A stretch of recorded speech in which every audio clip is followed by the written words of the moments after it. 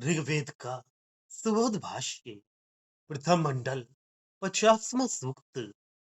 संपूर्ण जगत सूर्य को देखे, इसलिए उस सर्वज्ञ और तेजस्वी सूर्य को उसकी किरणें ऊपर उठाती हैं।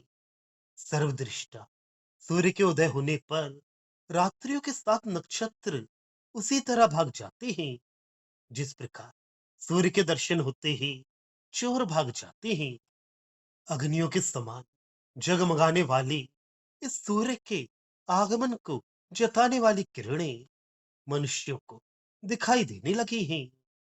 हे सूर्य, सबको देखने वाला तथा प्रकाश करने वाला, तू महावेग से जाने वाला है। तू ही सारे आकाश को प्रकाशित करता है। सबको सूर्य का दर्शन हो, इसलिए हे सूर्य, देवों के सामने और सारे संसार के सामने उदय होता है।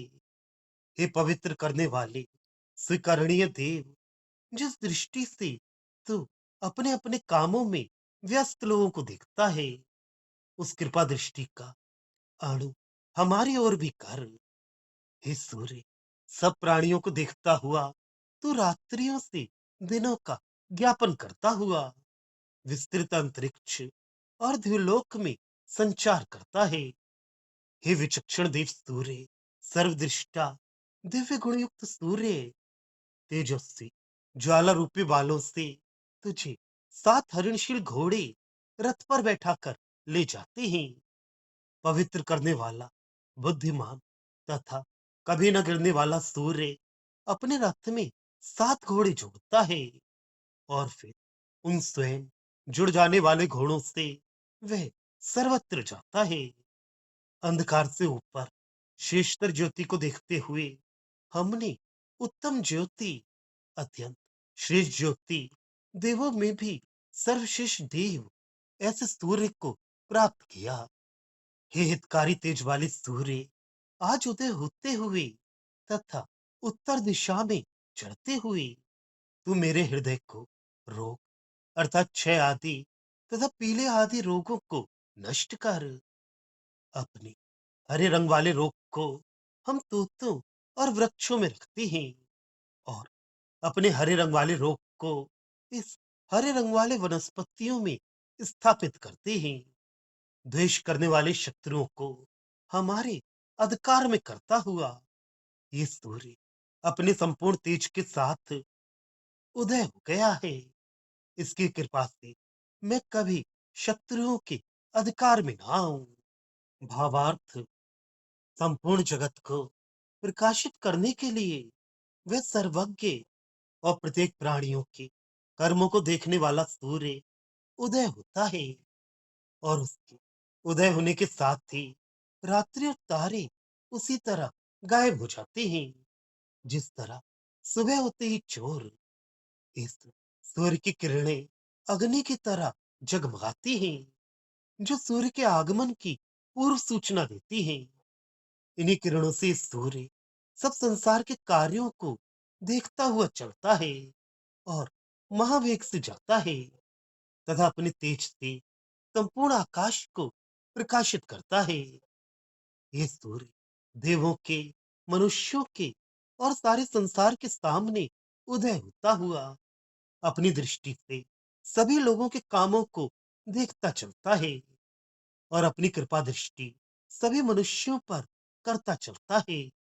सब प्राणियों को देखता हुआ ये सूर्य रात और दिन का निर्माण करता हुआ विशाल अंतरिक्ष में अपने प्रकाश को फैलाता हुआ द्युलोक में संचार करता है।